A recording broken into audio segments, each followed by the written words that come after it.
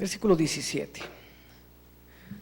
Dice: y vino y anunció las buenas nuevas de paz a vosotros que estabais lejos y a los que estaban cerca, porque por medio de él los unos y los otros tenemos entrada por un mismo espíritu al Padre. Así que ya no sois extranjeros ni advenedizos, sino conciudadanos de los santos y miembros de la familia de Dios, edificados sobre el fundamento de los apóstoles y profetas, siendo la principal piedra del ángulo Jesucristo mismo, en quien todo el edificio bien coordinado va creciendo para ser un templo santo en el Señor, en quien vosotros también sois juntamente edificados para morada de Dios en el Espíritu. Pablo era un perito arquitecto. Un perito arquitecto es el que conoce las medidas, es el que conoce los planos, es el que sabe cómo dirigir una obra de edificación espiritual. Dice: por un mismo espíritu tenemos entrada ¿a dónde? Al Padre. O sea, la entrada no es a un local, no es a una salvación cuando nos muramos, porque se ha predicado tanto. Y este es el asunto del por qué necesitamos una reforma. Porque hemos venido arrastrando un evangelio que son buenas nuevas para cuando nos muramos.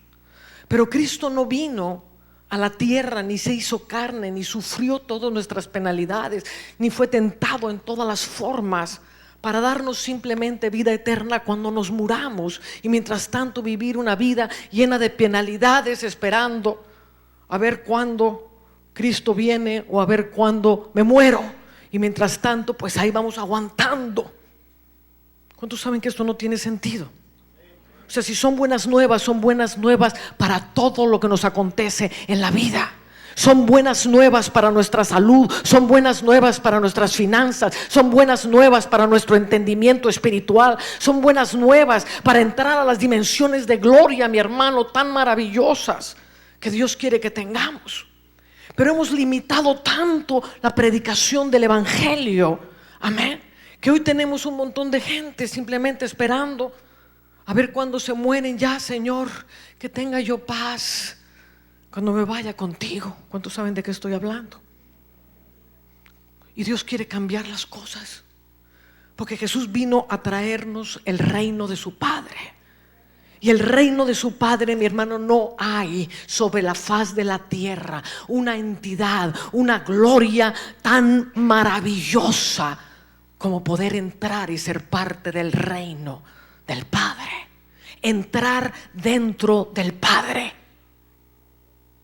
Tenemos acceso por el Espíritu Santo a entrar al Padre, al conocimiento del Padre. Y la iglesia, desgraciadamente,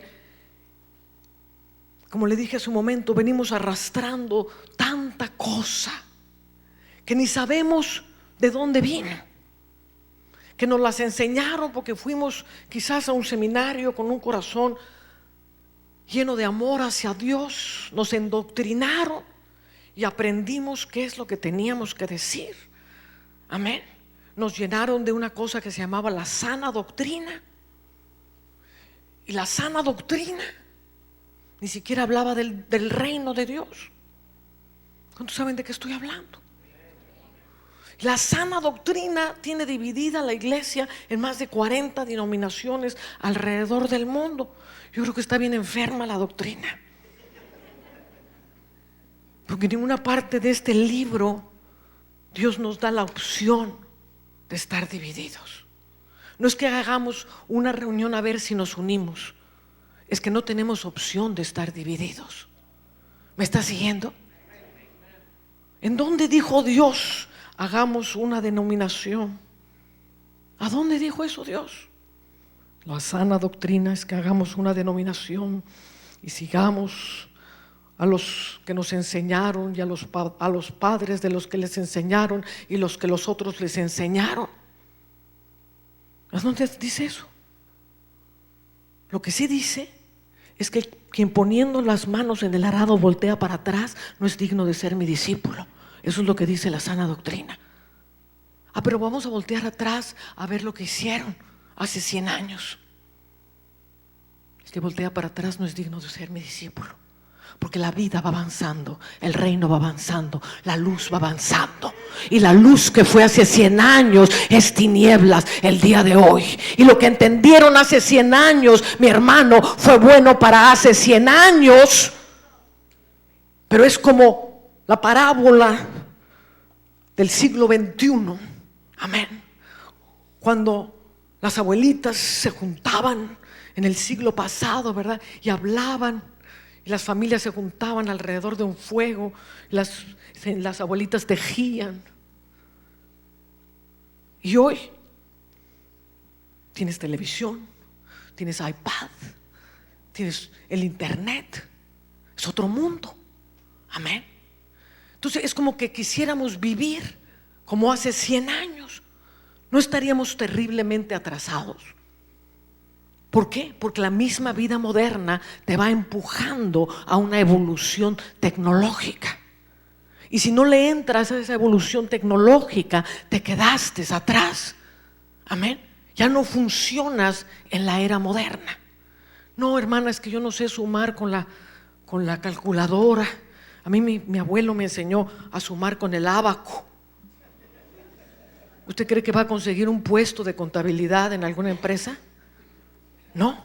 ¿Por qué? Porque se quedó obsoleto. La luz de la revelación de hace 100 años es obsoleta para ahorita. Y el problema es que venimos de luz en luz, pero en medio de una profunda oscuridad. Ven conmigo a Proverbios capítulo 4.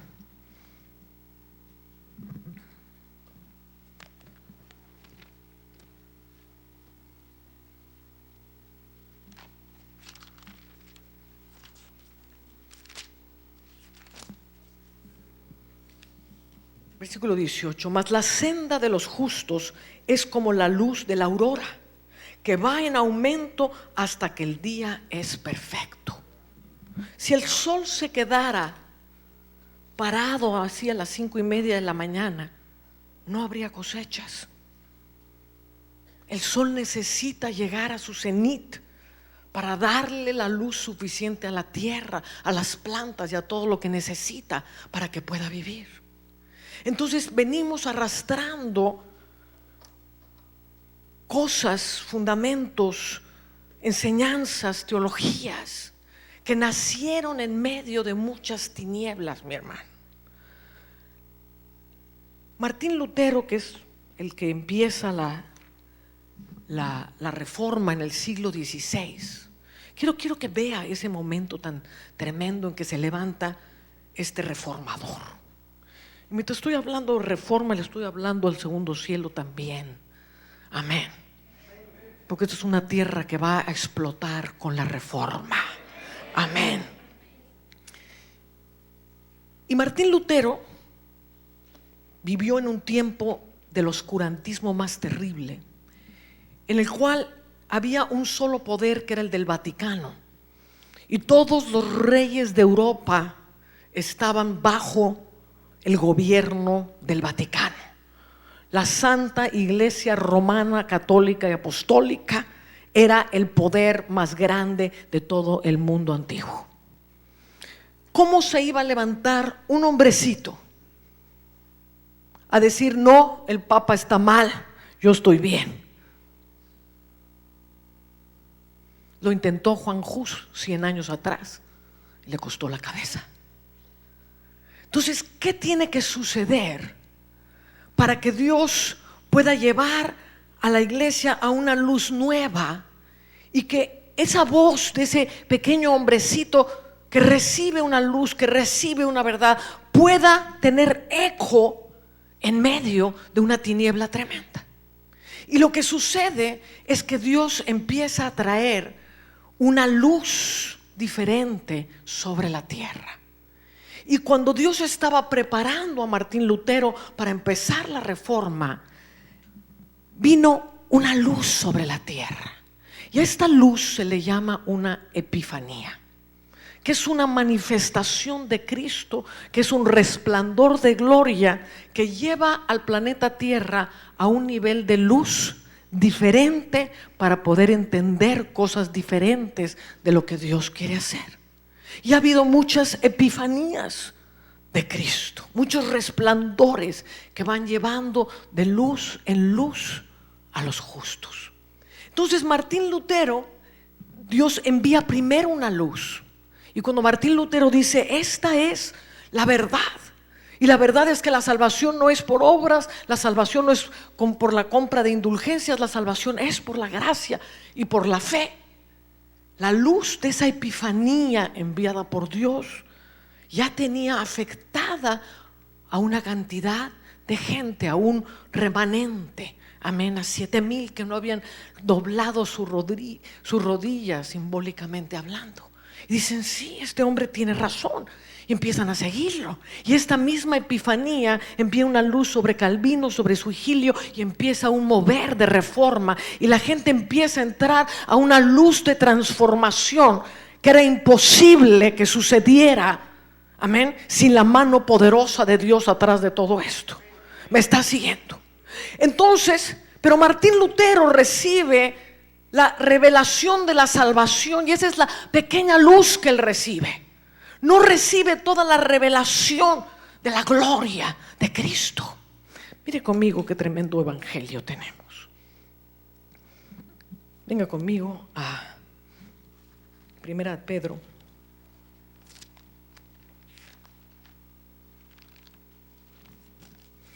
capítulo 1, versículo 10.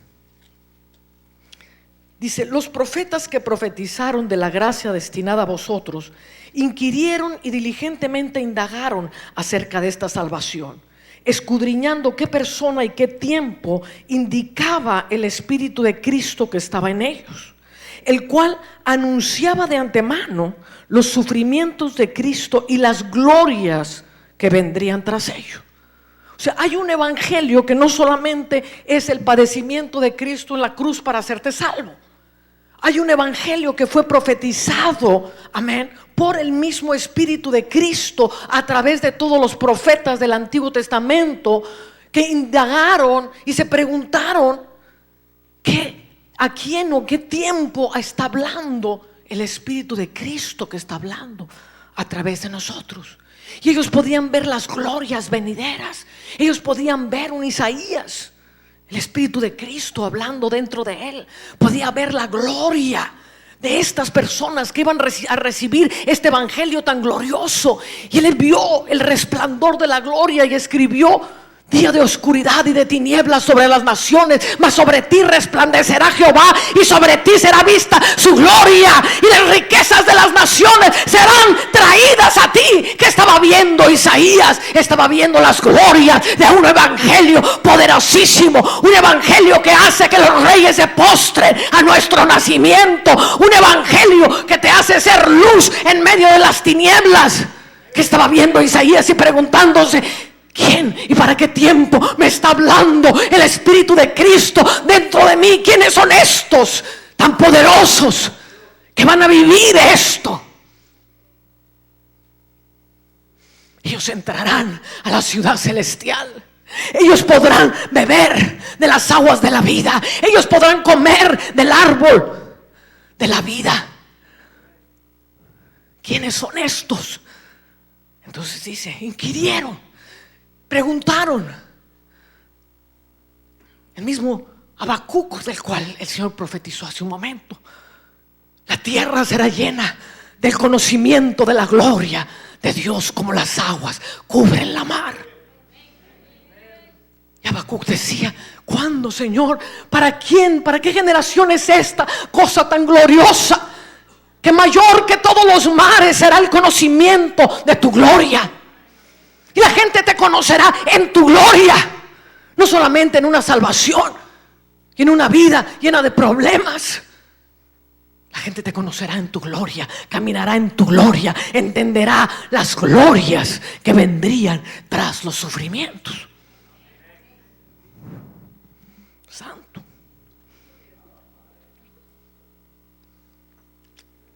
Diga conmigo, tiempo de reforma. Entonces dice a estos, versículos 12, se les reveló que no para sí mismos, sino para nosotros administraban las cosas que ahora os son anunciadas por los que os han predicado el Evangelio por el Espíritu Santo enviado del cielo. Ahora fíjese cómo era predicado el Evangelio. No hacían una escuelita de evangelismo, no enseñaban un montón de reglas de cómo predicar la salvación y cómo derribar los argumentos de la nueva era y de los testigos de Jehová y de quién sabe cuánto. Para aquellos que les es anunciado el Evangelio, predicado el Evangelio por el Espíritu Santo enviado del cielo, cosas en las cuales anhelan mirar los ángeles. Porque la predicación del Evangelio, mi hermano, no es un asunto mecánico. La predicación del Evangelio es la manifestación del Padre, que es visto en la vida del creyente. Porque solamente el Padre dice, nadie puede venir a Jesús si el Padre no le trajere. Y solamente el Padre puede engendrar hijos, y solo los que están en el Padre, los que entraron en el Padre, son los que tienen simiente para dar vida, amén, para arrancar de las tinieblas y que entren a la vida gloriosa, a la luz resplandeciente de Jesucristo. Pero si predicamos un evangelio para después que te mueras, la gente llega y es entusiasta por un tiempo y luego la carga de la vida, que dice la Escritura, empieza a ahogar la semilla, porque no les dimos con qué soportar la presión de la vida, las angustias, los problemas, el no sé cuánto que hicieron, van apagando la semilla. Porque el Evangelio tiene que ser predicado por el Espíritu Santo venido del cielo. Y cuando predicamos y enseñamos a la gente a predicar por el Espíritu Santo venido del cielo, entonces engendrarán hijos. Y estos hijos darán fruto. Darán fruto en medio de las tiendas, en medio de los comercios, en medio de las oficinas de gobierno, en medio de toda la sociedad, porque tienen vida que palpita en ellos. Y no serán como esa gente que llega a los trabajos y, ay, hermanita, es que usted no sabe, pues yo ahí estoy en la oficina de gobierno, pero mire, pues tengo ahí al lado una secretaria que es bruja, y la otra que es una mal hablada, y el jefe que es un borracho. Y mire, hermano, yo tengo que estar llevando la cruz todos los días ahí a mi oficina, rodeada de todo este mal, pobre de mí. Pobre mujer, no conoce a Cristo, porque si conociese a Cristo, amén, diría, oh, qué maravilla, cuántas almas hay aquí. Me voy a sentar en mi escritorio y si no hago otra cosa, sino resplandecer y soltar la vida y la gloria de Dios, y la bruja se empieza a sentir incómoda. ¿Y quién es esta que se sentó aquí? ¿Quién es esta que me está aquí amarrando, atando todos los poderes de las tinieblas? Yo ya no resisto, yo creo que mejor voy a pedir mi renuncia.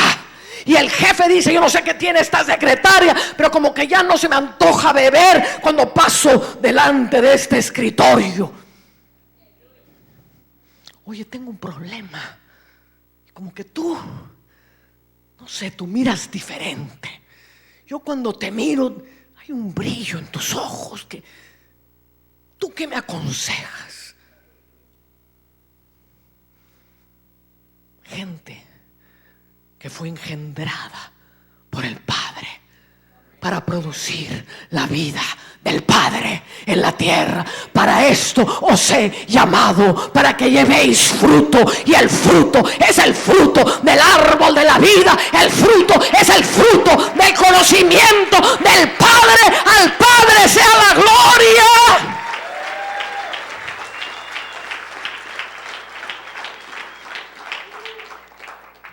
Déjanos hacer muéstranos cómo hacer las obras. El Padre en mí es el que hace las obras. Si millones de cristianos fuesen engendrados por el Padre en ellos cambiaría las naciones. Cosas en las cuales anhelan ver los ángeles. Pero está la hermanita ahí, toda abrumada. Y están los ángeles asignados desde antes de la fundación del mundo. Pues tienes una cantidad de ángeles. Y están todos aburridos los ángeles. Ay, esta mujer, man. ¿Y hasta cuándo nos va a activar? Mira cuántas cosas ya hubiéramos podido hacer para ayudarla. Nada, pues no nos activa. Aquí nos tiene. Dice, no, dice el otro ángel. No, es que le enseñan en la iglesia que los ángeles no. Entonces, pues ni modo, tenemos que pasar toda nuestra existencia hasta que se muera la hermanita. ¿Sabes cuántos ángeles anhelan ver la manifestación gloriosa de los hijos de Dios? Tú sabes cómo se precipitan los ángeles cuando empezamos a adorar proféticamente, cuando entendemos las dimensiones celestiales, cuando sabemos que nos han sido asignados los siervos del cielo. ¿O no sabéis que los ángeles son vuestros consiervos? Pero mi teología dice que entonces le tengo que preguntar al Padre: oh Padre, no vaya yo a ser tan carnal que vaya yo a acabar adorando a los ángeles. Entonces tú, Padre, si tienes la buena voluntad de mover un angelito por ahí. ¿Tú te imaginas un gerente general de una gran empresa? Amén. Entonces llega el gerente de compras y le dice: gerente general, ¿puedo tener un momento de su tiempo? Sí, cómo no, dígame. ¿Podría usted decirle a mi secretaria que me puede escribir esta carta? ¿Qué le diría el jefe? No me molestes, ya te asigné la secretaria. ¿Para qué me molestas a mí? Para eso te puse la secretaria, para que te escribiera todas las cartas. ¿O no sabéis? Le decía Juan, el ángel a Juan, ¿no sabéis que soy consiervo tuyo? Adora a Dios, porque el testimonio, el espíritu de la profecía es el testimonio de Jesús. Yo soy consiervo tuyo. Yo nomás fui enviado a abrirte las dimensiones celestiales, a llevarte a las regiones del cielo, a mostrarte las cosas que habían de venir, a abrirte el entendimiento de todo lo que es el reino de Dios, porque esa fue mi asignatura. Soy un ángel de sabiduría, soy el ángel del rostro de Dios, soy el ángel de la gloria de Dios, soy el ángel de la verdad de Dios, soy el ángel del sonido de Dios. Tantos ángeles maravillosos que son concedidos a los que conocen a Dios. Porque si no conoces a Dios, entonces si caes ahí adorando al ángel como le hizo Juan, que sí conocía a Dios, pero estaba tan abrumado con tanto cielo y tanta cosa que estaba viendo, que cuando estás en las dimensiones celestiales eres compelido a adorar. Y ya él no aguantaba más. Dijo: yo me postro aquí a adorar, aunque sea el ángel, porque yo no puedo estar en estas dimensiones tan gloriosas y no adorar, porque todo mi espíritu fue hecho para adorar. Y cuando estoy en las dimensiones del cielo, algo se despierta en mí y tengo que estar adorando, y tengo que estar adorando porque estoy vivo, porque la simiente de vida ha entrado en mi corazón y estoy vivo. La senda del justo es como la aurora que va en aumento hasta que el día está pleno. Y entonces nos gozamos de entender y ver las cosas que está haciendo. Ahora, ¿qué nos trajo Dios al Ecuador? A traer una nueva dimensión de luz. Porque el nivel de tu luz es el nivel que puedes soltar sobre un lugar. El nivel de tu luz es el nivel de tu adoración. El nivel de tu luz es el nivel de tu impacto.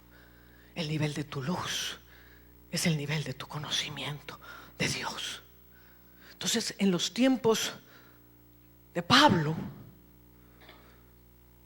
decía, nosotros viendo oscuramente, como en un espejo, oscuramente, porque la luz entre los gentiles que estaba llevando Pablo era una luz muy tenue, que les permitía a los gentiles ver oscuramente. Dice, pero entonces conoceremos cómo fuimos manifestados.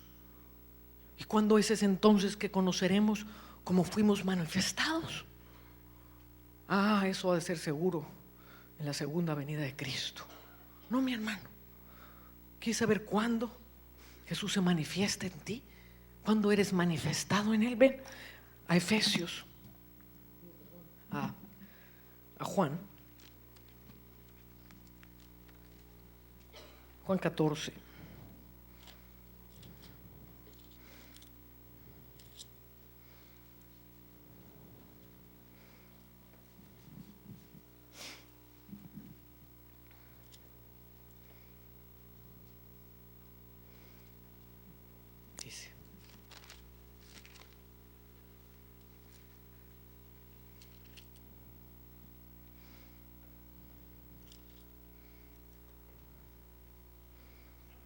Dice, no se turbe vuestro corazón, capítulo 1. Creéis en Dios, creed también en mí. En la casa de mi Padre muchas moradas hay. Si así no fuera, yo os lo hubiera dicho. Voy pues a preparar lugar para vosotros. Y si me fuere y os preparare el lugar, vendré otra vez y os tomaré a mí mismo, para que donde yo estoy, vosotros también estéis. Y sabéis a dónde voy y sabéis el camino. Y le dijo Tomás, Señor, no sabemos a dónde vas, ¿cómo pues podemos conocer el camino? Y Jesús le dijo, yo soy el camino, la verdad y la vida. Nadie viene al Padre sino por mí. Entonces el camino era ¿dónde? Al Padre. Entonces voy a preparar lugar para vosotros. ¿Cuál es el problema en que nos encontramos hoy en día? Tenemos, por causa de las tinieblas, como le dije hace un momento, venimos arrastrando muchas cosas que nacieron en las tinieblas. Martín Lutero tenía una pequeña luz de salvación, y esa luz llegó un poquito después, llegaron los anabautistas, y luego llegó otra luz con el metodismo, y llegaron otras luces. Llegó en el 1900, ¿verdad?, el derramamiento del Espíritu Santo en la calle de Azusa, y ahí empezó. Luego más adelante, ya cerca de nuestros días, pues se levantó alguien como Benny Hinn, que empezó a ayudarnos a entender el Espíritu Santo. Y puede haber una progresión en la luz de Cristo para que vayamos conociendo cada vez más. ¿La puede ver? Entonces, cosas que nacieron, y muchas de las teologías que hoy tenemos, amén, sobre todo concernientes a la segunda venida de Cristo, tienen que ver con teologías que se hicieron antes del derramamiento del Espíritu Santo en 1900. Se escribieron por ahí del 1800. Y ni siquiera nos paramos a preguntar de dónde viene lo que creemos. Entonces te estoy leyendo letras que están en rojo. Son las letras más importantes que puedes leer. Si yo quiero conocer a Dios a cara descubierta, tengo que saber qué me dice a mí el Espíritu Santo cuando yo leo las letras en rojo. Entonces el problema que tenemos por los niveles de luz es que venimos arrastrando una teoría que alguien inventó antes del derramamiento del Espíritu Santo. A una cantidad de gente le pareció bien. No, pues sí, entonces eso es lo que vamos a enseñar, y eso es lo que vamos a seguir enseñando, y eso es lo que vamos a seguir enseñando, y no nos detenemos porque estamos en una rueda mecánica, avanzando, queremos números y números y números, y las naciones se están yendo al hoyo. Los pecados se están haciendo legales en las constituciones de nuestros países y nosotros no estamos entrando a la calidad de gloria que necesitamos entrar, porque seguimos arrastrando un montón de cosas, mi hermano, que aún estaban mal desde el tiempo de Lutero, que era un monje. Y todavía tenemos hoy formas de hacer iglesia. ¿Sabes cuál era una de las tesis de Martín Lutero? Dijo: yo me he propuesto hacer una misa reformada. Eso lo dijo Lutero. Voy a hacer una misa reformada. Y sigue siendo una misa.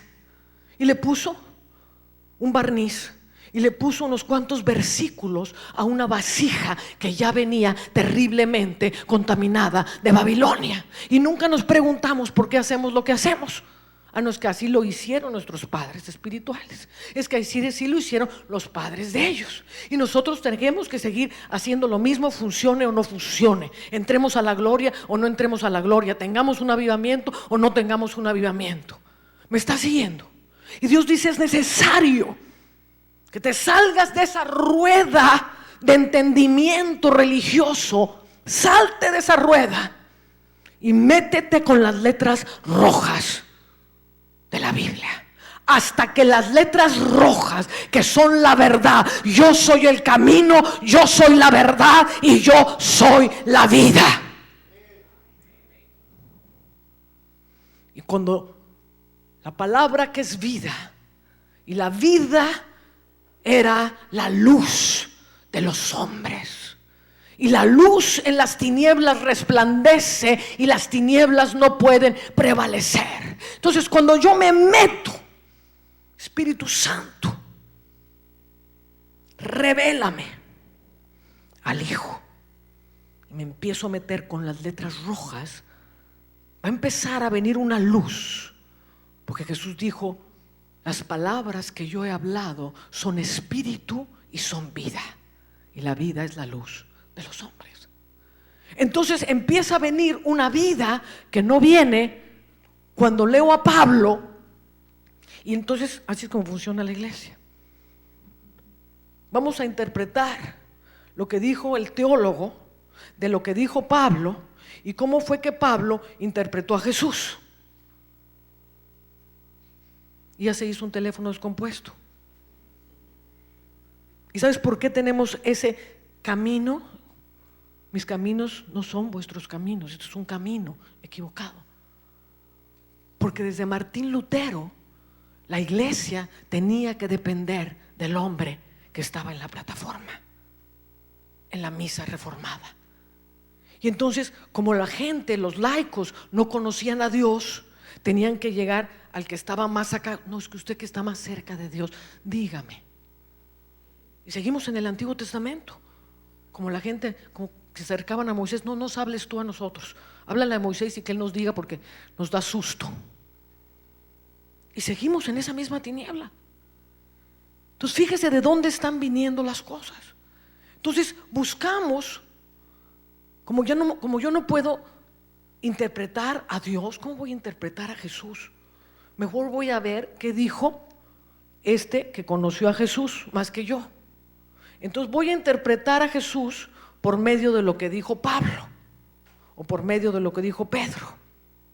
¿Cuántos saben que Pedro y Pablo y Juan son discípulos, pero no eran Jesús? Amén. Entonces, si yo interpreto a Pedro o a Pablo para ver qué pudo él interpretar de Jesús, ya necesariamente puse a alguien en el medio. Y Jesús se le reveló a Pablo y a Pedro para aquel tiempo. No que sus palabras sean obsoletas en ninguna manera, pero él tenía un mensaje para esa era que ellos estaban viviendo. Y lógico, nos dejaron toda la gloria de las palabras escritas en la Biblia. No estoy en contra de eso. Quiero que me entienda lo que le estoy diciendo. Cuando ponemos la interpretación de las letras rojas y le ponemos una serie de gente en medio, inevitablemente va a haber cosas torcidas. ¿Le hace sentido lo que estoy diciendo? Pero si yo me meto y digo: a ver, Jesús, tú eres el camino, la verdad y la vida. Tus palabras son vida y son luz. Entonces regreso aquí a Juan, capítulo 14. Voy a leer a Jesús. No se turbe vuestro corazón, creéis en mí, creéis en Dios, creed también en mí. En la casa de mi Padre muchas moradas hay. Si así no lo fuera, yo os lo hubiera dicho. Voy pues a preparar lugar para vosotros. ¿Cuándo dijo esto Jesús? Cuando estaba en la carne. ¿Podía Jesús entrar dentro del corazón de un creyente mientras él estaba en la carne? No. Entonces, no, ninguno de sus discípulos, mientras él estuvo en la carne, podía decirle: Señor, ¿te puedo abrir mi corazón y puedes entrar en mí? Por eso decía: os conviene que yo me vaya, porque si yo me voy, vendré otra vez para que donde yo esté, vosotros también estéis. ¿A dónde está Jesús? ¿Está en su corazón o no está en su corazón? Ahora, fíjese la confusión que sucede. Dice: y si me fuere y os preparare el lugar, vendré otra vez y os tomaré a mí mismo, para que donde yo estoy, vosotros también estéis. Diga conmigo: vendré otra vez. Para que donde yo estoy, vosotros también estéis. ¿En qué contexto está diciendo Jesús: vendré otra vez? Vendré otra vez y me sentaré en un trono. Vendré otra vez, ¿y qué? ¿Y qué voy a hacer cuando venga otra vez? Os tomaré a mí mismo, para que donde yo esté, vosotros también estéis. Esto no pudo haber sucedido antes de la resurrección y el derramamiento del Espíritu Santo. ¿Me está siguiendo? Pero como venimos arrastrando tanta cosa, entonces cada vez que yo leo vendré otra vez, entonces pienso: eso tiene que ver con un futuro, en una venida de Jesús que va a suceder quién sabe cuándo. ¿Estamos? Y eso es lo que hemos venido trayendo y trayendo y trayendo. Entonces Jesús les está hablando muy claramente. Dice: sabéis a dónde voy y sabéis el camino. Entonces dice: si me conocieres, versículo 7, también a mi Padre conocerías, y desde ahora le conocéis y le habéis visto. Felipe le dijo: Señor, muéstranos al Padre y nos basta. Y Jesús le dijo: tanto tiempo hace que estoy con vosotros y no me has conocido, Felipe. El que me ha visto a mí ha visto al Padre. ¿Cómo pues dices tú: muéstranos al Padre? ¿No crees que yo soy en el Padre y el Padre en mí? Las palabras que yo hablo no las hablo de mi propia cuenta, sino que el Padre que mora en mí, Él hace las obras. Entonces sigue hablando del derramamiento del Espíritu Santo, va a hablar del Consolador, y dice, 21, dice,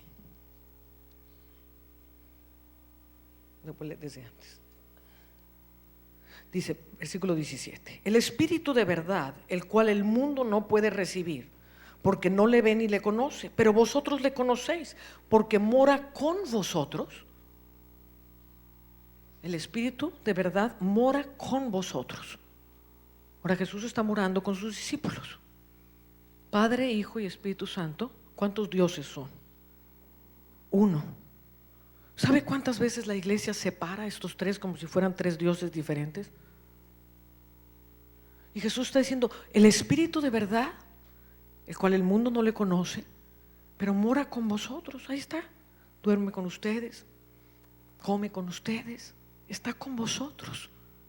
Pero ahora va a estar en vosotros. No os dejaré huérfanos, vendré a vosotros. ¿A quién le estaba diciendo no os dejaré huérfanos, vendré a vosotros? ¿A esos discípulos o 2000 años después? Esos discípulos que estaban conturbados porque Él les había dicho que se iba a morir. No se turbe vuestro corazón, tranquilos. No los voy a dejar huérfanos, vendré otra vez. Ahora, ¿qué promesa sería aquella si la promesa de esa venida fuera 2000 y pico años después? Pues sí los hubiera dejado huérfanos, honestamente. Y entonces sería mentiroso, porque los dejó huérfanos. No, pues ya los dejó huérfanos. Dijo que vendría otra vez, que nos tomaría con Él, que estaría en nosotros, y no vino. Pero no los dejó huérfanos. El mundo no los verá más, mas vosotros me veréis. Le estaba hablando a sus discípulos. En aquel día vosotros conoceréis que yo estoy en mi Padre y vosotros en mí y yo en vosotros. ¿En qué día? ¿Dentro de 2000 años? Ni iban a estar vivos. ¿En qué día? ¿En el fin del mundo? No, en el día en que Él iba a venir a morar en sus corazones. En aquel día conoceréis que yo estoy en el Padre y el Padre en mí y yo en vosotros y vosotros en mí. Y cuando Jesús viene a morar en ti, o sea, recordemos qué es lo que estaba sucediendo en aquel momento. Cuando Jesús habló estas palabras, cielos y tierra estaban separados. El trono del Rey de Reyes, Señor de Señores, estaba vacío. Jesús había venido en carne, amén, y todavía el cielo y la tierra permanecían en el estado que lo dejó Adán. Había una separación, un abismo entre el cielo y la tierra. Jesús está hablando en esa tierra donde el cielo está separado de los hombres. Ahora Jesús iba a morir, iba a resucitar, iba a ascender al cielo, iba a sentarse en el trono de la gloria, amén. Y al sentarse en el trono de la gloria, ¿qué iba a hacer? Iba a restaurar lo que se había perdido. ¿Qué es lo que se había perdido? La unión de los cielos en la tierra en la que Dios creó a Adán. Voy a restaurar las moradas celestiales, porque Dios tiene una morada celestial para cada uno de nosotros, donde Él viene a hacer su morada dentro de nosotros. Él tenía que ir al cielo y poner todos los filamentos que se habían roto entre el cielo y la tierra, volverlos a juntar para que el hombre tuviera acceso a los lugares celestiales, para que el hombre tuviera acceso a que el Padre pudiera venir y hacer su morada dentro de nosotros. Ahora, la profecía que se lee todo a lo largo del Antiguo Testamento es que el propósito del Padre era hacer del hombre su morada eterna. El hombre dejaría de estar separado de Dios y Dios hablando a través de unos cuantos profetas. El propósito y la meta del Antiguo Testamento, el pensamiento de Dios, no era dejarnos huérfanos viviendo una era esperando quién sabe cuándo. El pensamiento de Dios era hacer su tabernáculo de carne. Él lo había prometido a través de sus profetas. El Espíritu de Cristo a través de Ezequiel, a través de Isaías, había hablado que Él haría en los hombres su tabernáculo y nunca más se apartaría de ellos. Nosotros seríamos el templo del Dios viviente. Por eso necesitamos apóstoles y profetas que entiendan el pensamiento de Dios y no la misa reformada. Porque si entendemos el pensamiento de Dios, dice, el fundamento siendo Cristo, se establece a través de apóstoles y profetas, siendo Jesucristo la principal piedra del ángulo. Vamos edificando un edificio espiritual. ¿Para qué? Para morada de Dios en el Espíritu. Entonces, el propósito de Dios es que nosotros seamos el cuerpo de Cristo, el tabernáculo de Dios en los hombres. No os dejaré huérfanos, vendré otra vez, haré mi morada en ustedes. Ese templo de piedra se va a venir abajo y no va a quedar piedra sobre piedra, porque el plan de mi Padre en los cielos es que yo venga otra vez. Amén. No como vine la primera vez en carne, porque ya resucité, ya me senté a la diestra del Padre y ahora voy a venir a llenar los corazones de todos ustedes. ¿Me está siguiendo? Esto es lo que dicen las letras rojas. Ahora, una vez que entiendo las letras rojas, y dice más adelante, dice: en aquel día vosotros conoceréis que yo estoy en mi Padre y vosotros en mí y yo en vosotros. El que tiene mis mandamientos y los guarda, ese es el que me ama. El que me ama será amado de mi Padre, y yo le amaré y me manifestaré a él. ¿Cuántos están esperando la manifestación de Jesucristo? Aquí está diciendo él, letras rojas: yo le amaré y me manifestaré a él. ¿Tú le amas? Se va a manifestar a ti. ¿Tú le amas? Se va a manifestar a ti. ¿Tú le amas? Se va a manifestar a ti. Amén. Dijo Judas, no el Iscariote: Señor, ¿cómo es que te manifestarás a nosotros y no al mundo? ¿Vas a venir en un rayo poderoso? ¿Te vas a sentar en Jerusalén? ¿Cómo va a ser este asunto? Y le dijo Jesús, letras rojas: El que me ama, mi palabra guardará, y mi Padre le amará, y vendremos a él y haremos morada con él. El que me ama, mi palabra guardará. ¿Cómo es que te manifestarás a nosotros y no al mundo? Y no al mundo. La manifestación de Dios, cada vez que Jesús habla de su manifestación, no es al mundo, es a sus santos. Entonces, cuando yo entiendo las letras rojas, porque me metí con el de las letras rojas, y la vida empieza a crecer dentro de mí, en aquel día conoceréis que yo estoy en el Padre y el Padre está en mí y vosotros en mí. Amén.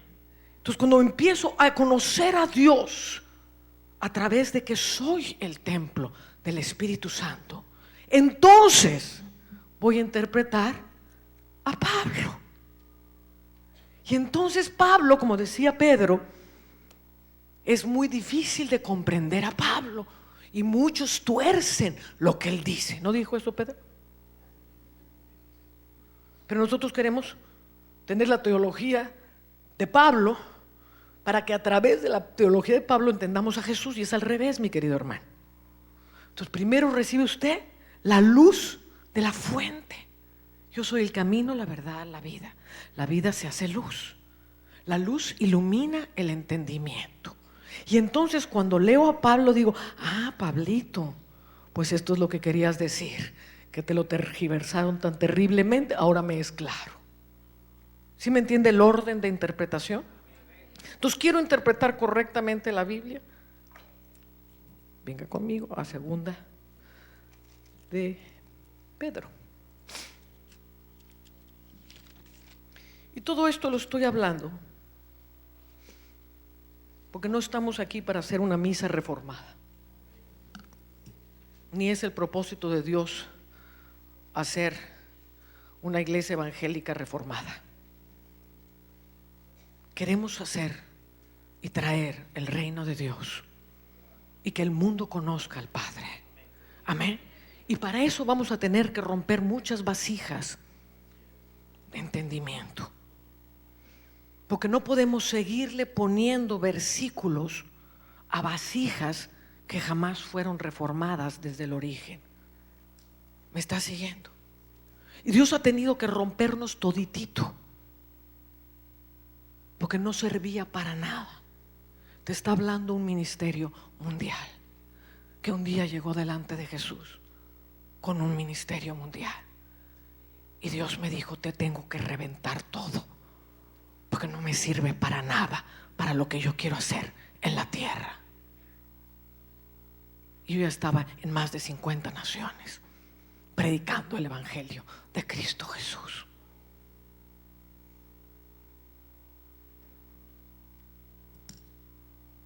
Entonces dice Pedro,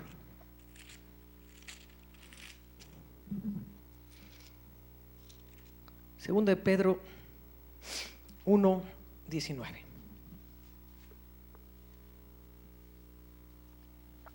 Entonces leímos que es el Espíritu de Cristo, el Espíritu de la profecía, ¿correcto? El que profetizaba a los profetas del Antiguo Testamento, que inquirían y se preguntaban ¿para qué tiempo y quién es esta persona? Y este era el Espíritu de Cristo que hablaba a través de ellos. ¿Estamos? Entonces, el Espíritu de Cristo es el Espíritu de la profecía. Dígale que está a su lado, el Espíritu de Cristo es el Espíritu de la profecía. La teología ha alcanzado niveles tan altos que ahora dicen ya no hay profecía. Y si sacas fuera la profecía, junto con la profecía estás sacando fuera a Jesús, porque el espíritu de la profecía es Cristo Jesús. El que escribió el Antiguo Testamento es el Espíritu de Cristo. Entonces, si yo saco el espíritu de la profecía, es que ya es obsoleto. No, mi Cristo no es obsoleto. Él es la verdad y la vida. Él es el que nos lleva de luz en luz. Él es la gloria que había de ser manifestada. Alabado sea Jesucristo. Entonces dice, tenemos también la palabra profética más segura. Ahora, Pedro está escribiendo en un momento en el cual no hay Nuevo Testamento, solo hay Antiguo Testamento. ¿Me está siguiendo? No hay evangelios, no hay Nuevo Testamento. la Biblia termina en Malaquías. Y entonces dice, tenemos también la palabra profética más segura, hasta Malaquías, a la cual hacen bien en estar atentos como a una antorcha que alumbra en lugar oscuro. ¿Por qué en lugar oscuro? Porque Jesús no había venido en el Antiguo Testamento. La oscuridad cubría la tierra. Oscuridad cubrirá la tierra, tinieblas las naciones, mas sobre ti amanecerá Jehová, porque vas a recibir a Jesús y no te dejará huérfano. Amén.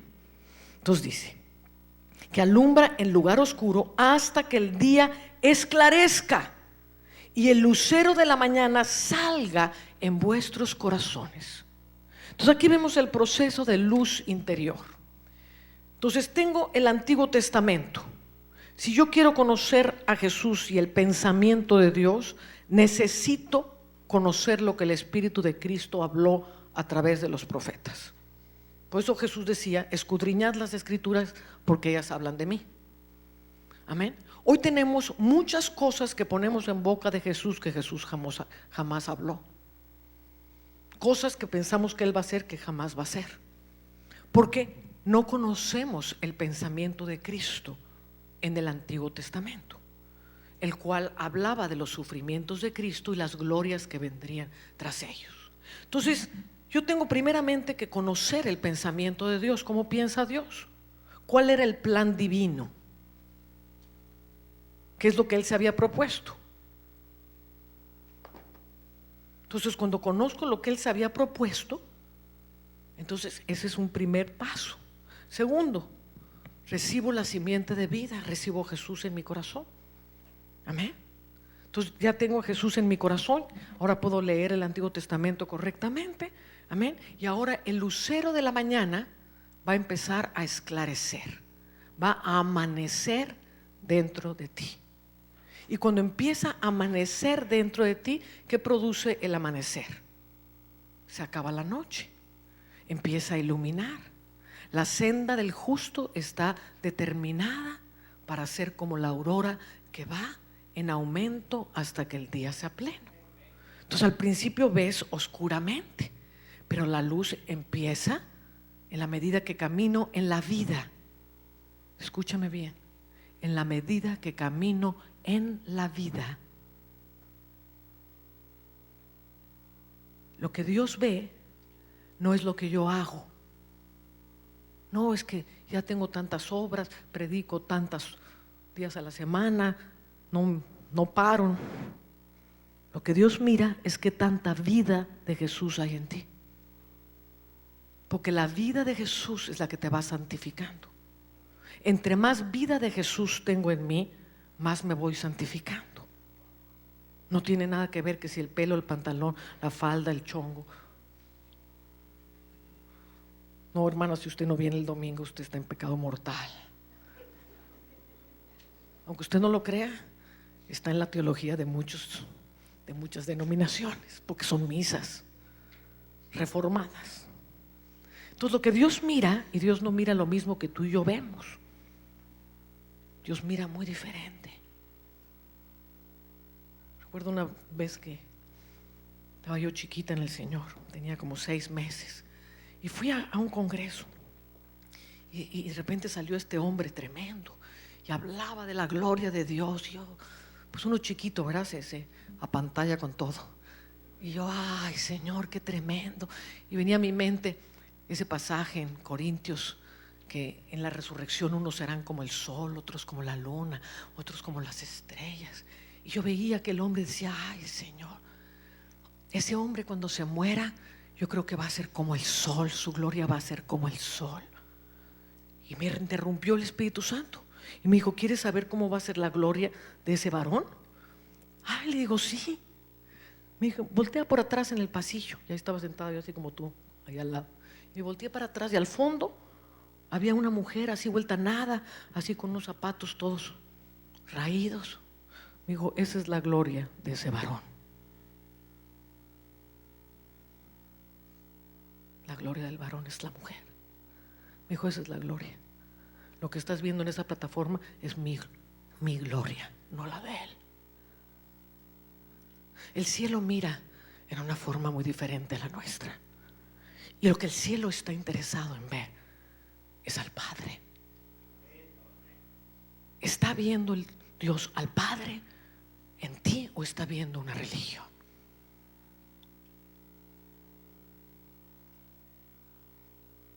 No, es que yo no puedo hacer nada. Para todo tengo que irle a preguntar al pastor. Ore por mí, hermanito, ore por mí, hermanito. Ay, ya va a venir la hermana Ana, ore por mí, hermanita.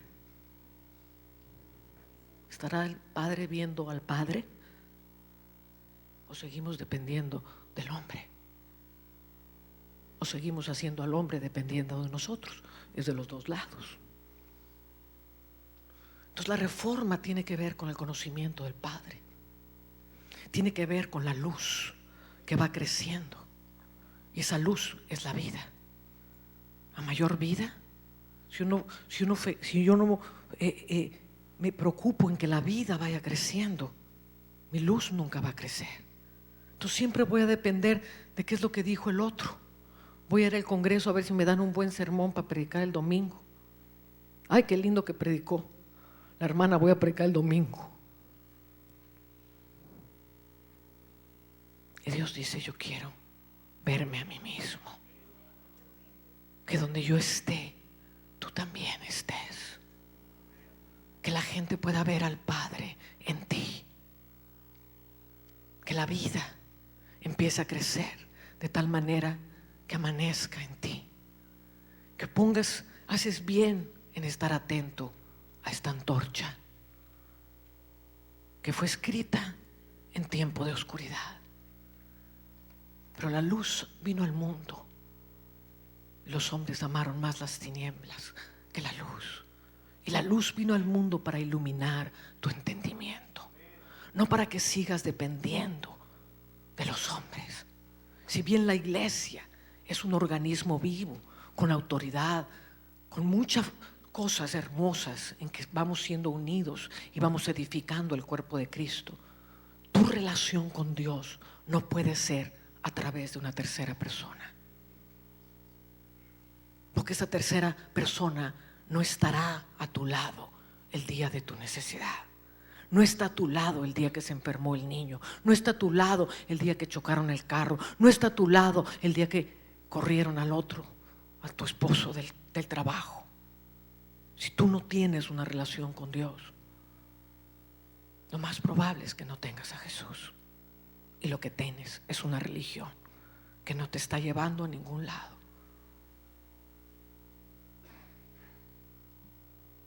Un día vi una visión muy terrible.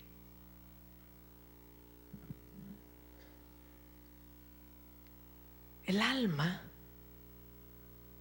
cuando está cargada de pecado y muere, se va al infierno. Por eso cuando Jesús expiró y entregó el espíritu, dijo: en tus manos encomiendo mi espíritu. El espíritu de Jesús volvió al Padre, pero el alma de Jesús llevaba en él el peso de todos los pecados del mundo. Y el pecado tiene un peso que jala para abajo. Y entonces Jesús descendió a las partes más bajas de la tierra. La vida eterna depende de en dónde está la condición de tu alma. Si la condición de tu alma está absorbida por la vida de tu espíritu, entonces te vas a ir al cielo. Si la condición de tu alma se cargó de pecado, de angustia, y pecado no es solamente ser adúltero o tomar drogas. Pecado es moverte conforme a los principios de este mundo y no a los de Dios. Confiar más en el hombre que en Dios. No llegar a conocer a Dios. Poner tu esperanza en un hombre de Dios y no en Dios. Y el peso de esa alma va a determinar a dónde vas. Y si el peso determina carne, el que vive conforme a la carne se va cargando de un peso. El alma se carga de un peso que arrastra al infierno. El que vive conforme al Espíritu, el alma es arrebatada y llevada a lugares celestiales para vivir por el Espíritu. Y cuando el espíritu se va, el alma se va contigo.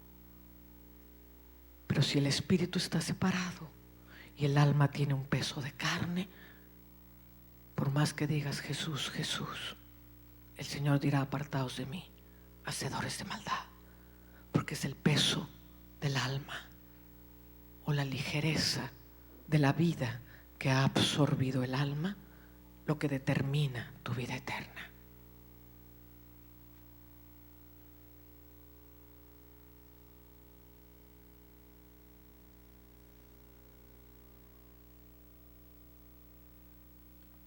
Por eso la reforma tiene que ver con entender. Por eso la reforma tiene que ver con conocer los caminos de Dios. Por eso la reforma tiene que ver con volver al fundamento. Porque el fundamento no es nada más el nombre de Jesús. El fundamento es toda la obra completa de Jesús. Y si no tengo la obra completa de Jesús, porque tengo un Jesús todo fraccionado en etapas, mi fundamento empieza a edificar un edificio que inevitablemente se caerá. La piedra angular tiene que ser perfectamente cuadrada. Si le falta un pedazo, el edificio se cae. Y para eso tengo que conocer la obra completa de Jesús en mi vida y poner sobre la obra completa de Jesús el fundamento de lo que voy a edificar.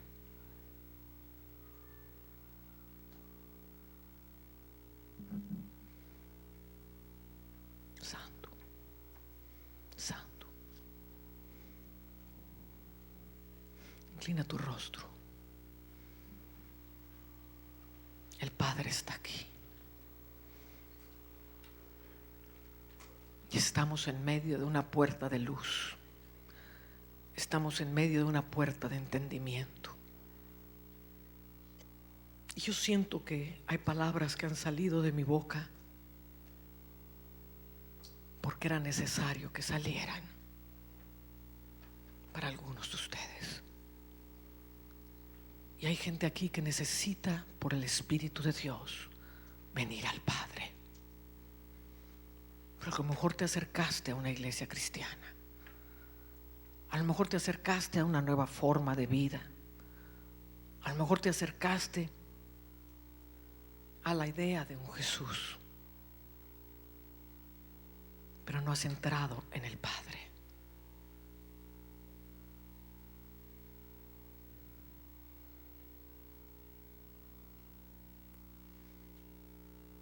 Señor, manifiesta la condición del alma de cada uno. Solo tú puedes ver quién es quién. Y a todos los amas por igual. Y por todos moriste. Y a todos los quieres reconciliar contigo, Señor. Yo te pido, en la medida de la condición en la que cada uno se encuentre, tú te reveles a ellos. Te lo pido, Padre, porque nadie viene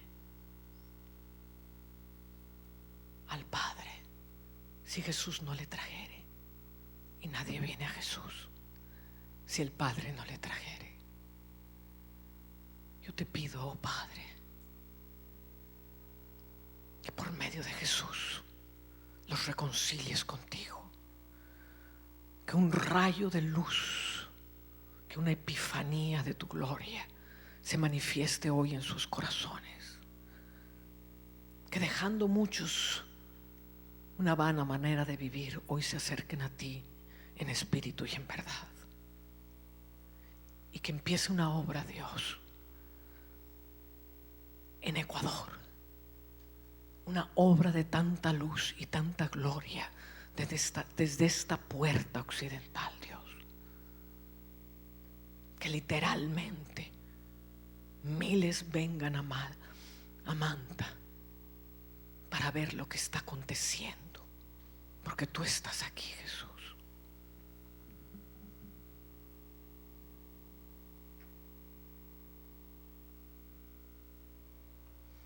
Señor te dice: vuelve a las letras rojas y déjame a mí edificar mi iglesia. Déjame a mí enseñarte. Déjame yo ser el lucero que alumbre tu entendimiento, te dice el Señor.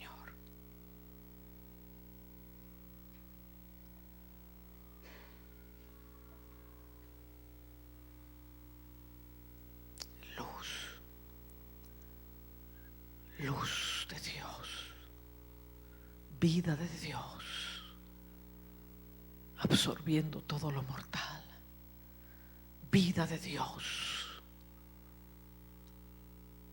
reconstruyendo las ruinas.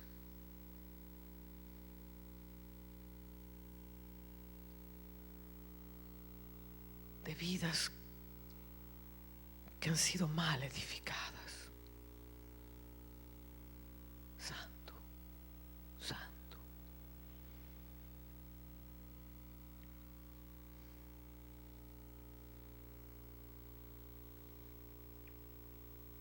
El recibir al Padre no es una fórmula,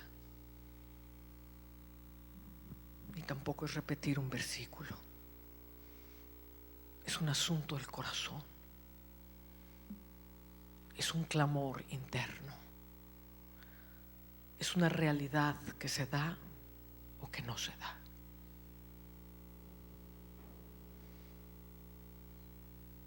No importa cómo lo hagas, el Señor escucha el sonido del corazón, el clamor del corazón, la verdad de un corazón contrito y humillado. Eso es lo que Él está buscando.